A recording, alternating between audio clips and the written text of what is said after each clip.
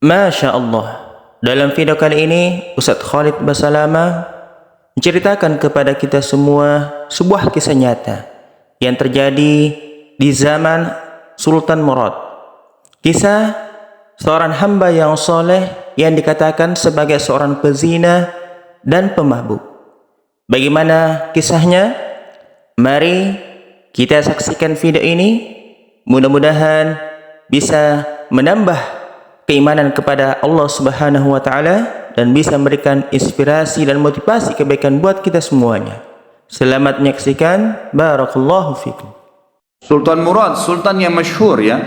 Beliau yang memiliki anak yang bernama Muhammad, dan Muhammad bin Murad terkenal. Beliaulah yang mendapatkan nasib yang luar biasa dari Allah diberikan kepada Sultan Muhammad Murad ini, karena beliau mendapatkan fadilah hadis Nabi SAW yang berbunyi, kalian pasti akan membebaskan Konstantinopel dari kekufuran, akan masuk Islam. Maka sebaik-baik pemimpin, ya pemimpin pada saat itu, dan sebaik-baik prajurit yang sama bersama dengan dia. Dari zaman Uthman bin Affan, Ali bin Abi Thalib, dari zaman Yazid bin Muawiyah, banyak upaya-upaya dari pasukan muslimin menyerang Konstantinopel, tapi tidak pernah berhasil. Subhanallah, di zamannya Muhammad bin Murad ini, yang waktu itu umurnya 25 tahun, kurang lebih tahun Masehinya 1453 Masehi. Pada saat itu dia membentuk pasukan dan akhirnya menembus benteng Konstantinopel. Dapat fadilah, maka diberikan julukan Muhammad Al-Fatih. Tapi bukan Muhammad bahasan kita, saya cuma tambahkan informasi itu. Ayahnya Sultan Murad. Sultan Murad II diistilahkan, karena ada Sultan Murad I. Sultan Murad II ini ada tradisi dia yang sangat bagus kita. Dia punya sebuah buku ya, pribadi yang dia sering tulis sendiri pengalaman dia pada saat jadi pemimpin. Ya, kan? Salah satu tradisi beliau ini, setiap malam beliau kadang-kadang sering keluar tapi pakai baju biasa. Ditinggalkan semua pakaian kesultanannya, dia keluar dengan penasehatnya berdua ngeliling-keliling di jalan Istanbul. Liling-liling, lihat, beli makanan di pinggir jalan, berbaur sama masyarakat, dengarin keluhan mereka. Ada orang yang sakit dibantu, ada yang butuh bantuan, fakir miskin dibantu, dia tahu. Jadi dia tahu masalah di lapangan dan dia bantu, besoknya didalamkan, diaplikasikan, diperbaikin, begitulah.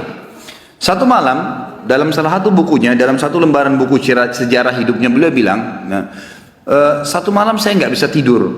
Kemudian saya bilang sama penasihat saya, coba malam ini kita sama-sama yuk pergi keluar seperti biasa nyamar. Baiklah, jalanlah berdua ini. Begitu dia jalan, tiba-tiba waktu jalan di salah satu jalan-jalan kecil di Istanbul, ada satu orang jalan pegang botol khamr. Pas depan Sultan Murad, subhanallah, dengan hikmah Allah kepleset orang itu, jatuh, kendi khamrnya pecah, mati tiba-tiba. Di tempat mati orang itu. Waktu mati, biasanya kalau ada orang seperti ini jatuh tiba-tiba, umumnya kan banyak orang yang datang melihat ada apa keadaannya. Waktu itu Sultan Murad tiba-tiba datang dengan penasihatnya, lihat, diperiksa, sudah meninggal orang, diperiksa urat nadi lehernya, sudah mati orang ini. Tapi anehnya, nggak ada satu orang pun yang lulalang itu mau lihat, nggak mau ditengok, nggak mau dilihat. Langsung kata Sultan Murad, wahai muslimin, ini ada orang mati, gitu kan? Nggak ada yang nyaut. Dua kali, wahai muslimin, ini orang muslim, oh ini orang mati, nggak ada yang nyaut. Satu orang di situ, rumahnya rupanya dekat situ, dia bilang, kami tidak akan sentuh jenazah itu walaupun dia sudah mati. Kata Sultan Murad, kenapa? Dia bilang, tidak anda lihat dia pegang khamar, orang ini fasik, ahli maksiat, setiap malam zina, setiap malam mabuk.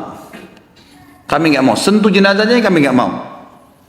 Kata Sultan Murad, tapi kan dia dari kaum muslimin, kalau kalian tidak mau mengurus jenazahnya, tunjukkan saya di mana rumahnya, biar saya yang bawa ke rumahnya. Ada beberapa orang, ringkas cerita, membantu Sultan Murad datang ke rumahnya. Diketok pintu, dibuka, istrinya lihat suaminya meninggal, nangis. Seperti umumnya biasa wanita, menangis, kemudian masuklah. Yang lain ini orang-orang yang tadi nunjukin rumah itu sudah pulang semua. Tinggal Sultan Murad sama penasehatnya. Duduk depan jenazah ini, istrinya nangis. Kata Sultan Murad, saya mau tanya, kenapa waktu tadi suami kamu jatuh, mati ini, nggak ada yang mau lihat jenazahnya? Dan tersebar isu di tengah-tengah masyarakat tadi, mereka nggak mau sentuh ini karena dianggap suami kamu ini fasik, setiap hari zina, setiap hari mabuk. Sultan Murad kaget waktu istrinya tiba-tiba berhenti nangis, langsung dia bilang, saya udah tahu orang akan nilai begitu suami saya. Tapi perlu anda tahu, suami saya ini bukan pezina, bukan orang mabuk. Sultan Murad bilang, bagaimana bisa? Jelas khamar di tangannya dia, kendinya pecah, saya lihat dia bawa khamar. Dan orang ini bukan satu dua orang memberikan kesaksian, tidak ada satupun orang yang mau bantu jenazahnya. Dia bilang, iya, saya perlu berikan kepada anda kesaksian. Kata istrinya, suami saya ini orang sangat saleh, luar biasa ibadahnya kepada Allah, pada saya dan anak-anak baik, dan dia juga sangat dekat hubungannya dengan Allah. Sholat malamnya nggak ketinggal, kalau siang hari puasa, sedekahnya bagus. Tambah kaget Sultan Murad, bagaimana ceritanya? Dia bilang, suami saya ini punya satu usaha di tengah-tengah kota sini. Setiap hari hasil bisnisnya dia dibagi 3 keuntungannya. Sepertiga dibawa pulang ke rumah untuk saya pakai makan dan minum untuk anak-anak saya. Sepertiga lagi, sepertiga keuntungan diberikan botol khamr, berikan minuman keras, dia bawa pulang ke rumah, dibuang di WC. Dia nggak minum, dibuang di WC. Terus dia bilang apa depan saya, kata istrinya, itu yang berikan kesaksian. Setelah dia buang, dia bilang, segala puji bagi Allah, minimal membuat saya ya mengurangi orang muslim yang mabuk hari ini. Terus sepertiga lagi yang tersisa, dia datangi tempat perzinahan, lalu dia bilang sama yang punya tempat perzinahan, ini berapa orang wanita di sini pezina? 10 orang. Berapa bayarannya kalau perempuan satu malam sampai besok pagi dibayar? Kata si tempat punya tempat sekian, dikasih sama dia sepertiga untungnya nih. 10 orang ini semua saya booking malam ini, tutup tempat kalian. Ini sudah milik saya, sudah dapat uang kan? Gak ada perzinahan, tutup. Dia pulang ke rumahnya. Orang pikir waktu dia masuk ke kios khamar, beli khamar, dia minum. Orang pikir waktu dia masuk tempat zina, dia berzina. Padahal sebenarnya dia malah suruh tutup. Dia pulang, kata istrinya, lalu dia bilang, segala puji bagi Allah yang minimal membuat saya malam ini memberhentikan beberapa anak muda muslim zina. Bayangkan, pernah nggak kita terfikir buat perbuatan begini? Nggak terlintas. Tapi karena kedekatannya dengan Allah, Allah bukakan dia jalan ibadah yang tidak masuk di akal kita gitu. Lalu istrinya bilang, saya pernah bilang sama suami saya, kalau begini perilakumu, kapan kamu mati, nanti jenazah kamu nggak diurus sama kaum muslimin. Ternyata terjadi, kata istrinya, jenazahnya nggak ada yang urus. Tapi waktu itu suami saya sempat senyum, dan suami saya bilang, tenang aja hai istriku, kalau saya mati, yang sholati saya nanti khalifah, sultan, penasehatnya, dan juga seluruh ulama Istanbul.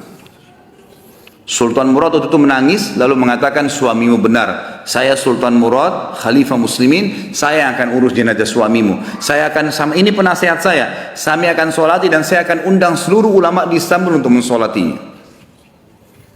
Kedekatan diri seseorang pada Allah, Allah akan bukakan kita di lini-lini ibadah yang kita tidak sadar gitu, tidak sangka gitu ya.